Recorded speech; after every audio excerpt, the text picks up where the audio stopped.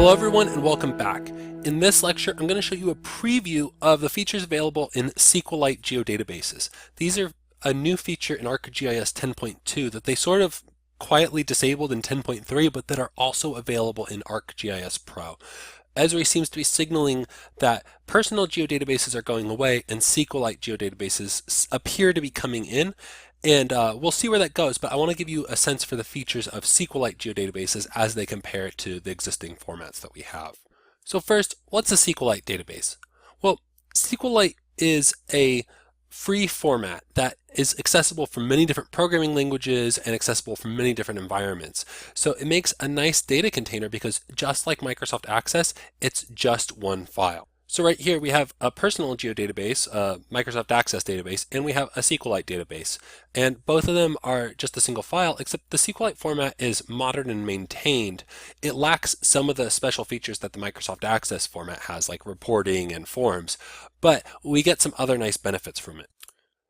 So in ArcGIS, it shows up just as a geodatabase the same as any other. And inside I can store tables, views, and feature classes. Now, we'll notice if I go to the new options that there are no rasters, there are no toolboxes, anything like that. All we get are feature classes, tables, and views. And I should explain what views are. Views are queries against tables in your database, and they automatically update based upon the contents of the underlying table. So I can create joins in my queries that become effectively new tables in the database live. I don't have to save out new copies of the data set. It's that it's always the most up-to-date version of that join or that query. I'll show you one in action in just a moment. So we have kind of a lightweight container here, right? We can only store really two major types of data. We can store the tables and the feature classes in here. But it works pretty well for that, and we don't have some of the same limits that we have on the Microsoft Access databases. And Esri seems to be evolving their version of the format too. As I said, we can't create these from within ArcMap right now though. If I go to new, I only get file and personal geodatabase or connections to geodatabase servers. Right now you create these from a command line prompt in ArcGIS Pro. In the future, they'll likely add a way to create it within the user interface here. Now, let's add some data to our map here. So I'll drag and drop it in, and first we'll notice that it's calculating the input extent. That's a little different than we get when we bring in layers from other sources here. And I meant to bring in the counties, so let's just go with that, and I'll remove the boundary here. And great, it's feature data in our map, and I can open the attribute table and view that as well. Wonderful. Now, the first sign that something was weird was when it's calculating that extent. But the second sign that things are a little weird are if I go to the properties and under the source tab, I get a data type of query feature class, which I don't get if I bring things in from other geodatabases. So let's bring in a layer from this geodatabase here. And if I go to properties on that new layer, I get a file geodatabase feature class. So let's cancel out. This is not a SQLite geodatabase feature class. This is a query feature class. And what that means is that it's actually executing a query against the database, just like we do with select by attributes. It's executing a query that gives it the results of the layer. So it runs a select all of these field names from that object name in the database, and that returns all the features because the shape field is returned as well. So this makes an interesting mechanism and a lot of potential options for what you could do with this. The flip side of it is that as of right now, it means that you can't edit these in ArcMap. If I use the editor, I can't make changes to the features as I can with the other data types. So if I do start editing, it says no editable layers. The workspace containing this data cannot be edited. So that's no good there. I'm told that you can copy and paste features that have been edited in from other places, but that doesn't work as well. So if editing's part of your workflow, this isn't the data container for you yet. And again, it's still kind of up and coming, so be careful with it if you decide it is for you. The big reason I like to show it is because it interfaces really well with other environments. So SQLite can be read from so many different places, and Esri's implementation, they have their own format for the geometry in the database, but it can also use a standard format called SQLite, which you can look up online if you want more info.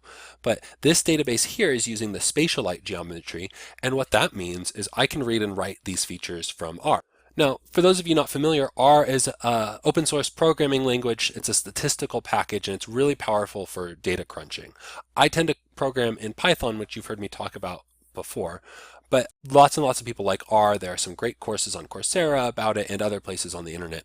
And with just a few lines of code, I can connect to this database here, and I can read in a table from the database, the species table, and view it.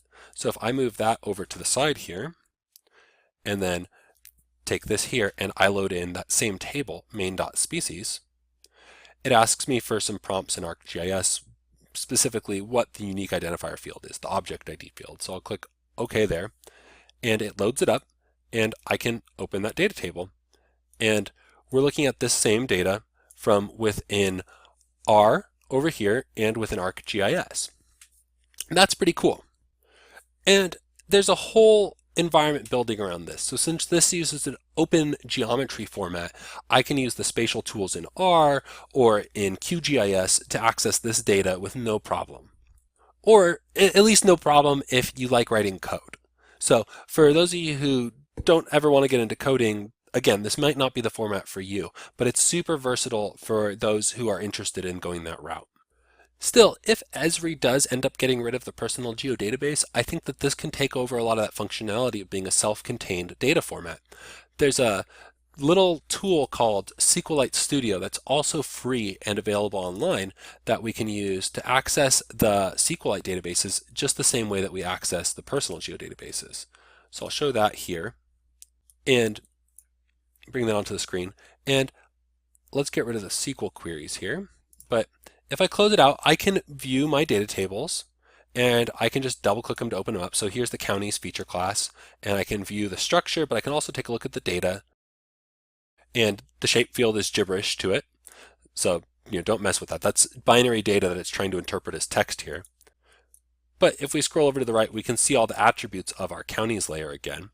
Similarly, we can view that species table we were just looking at if we come down here. I can double click that and open it and go to the data tab, and I can sort and make changes and do all kinds of things in here, just like I can within Microsoft Access. It also provides us a form view, just like Microsoft Access does, so that we can do some data entry or set others up to do the data entry. So that's pretty nice too. So SQLite Studio is a nice free tool for editing these types of databases.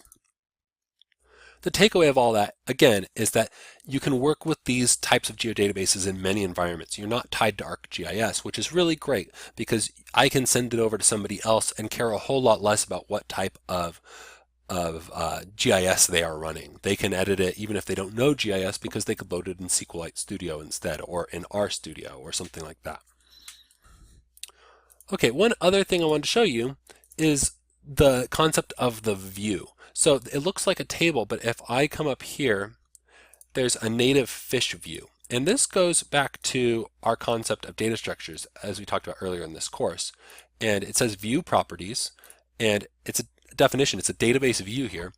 And we don't have to completely understand this code, but it's basically saying create this view with this name, native fish, as, and then it's the rest of that query. Select all the fields from the species table and from these other two tables. So we're doing an implicit join here, where we're actually joining in the contents of these other two tables by specifying criteria like we do in select by attributes. So one of them we're saying this value equals natives, and then we're doing joins and saying these values in, or the species group ID field is the same equals the def species groups .id field. So this is the same sort of thing that we do in the join dialog, except in code.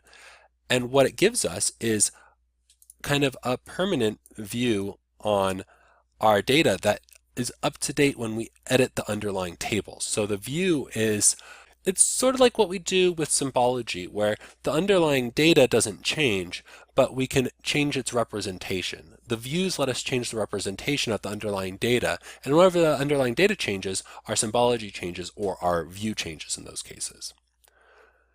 And I can open this table here, and I get a subset of that species table.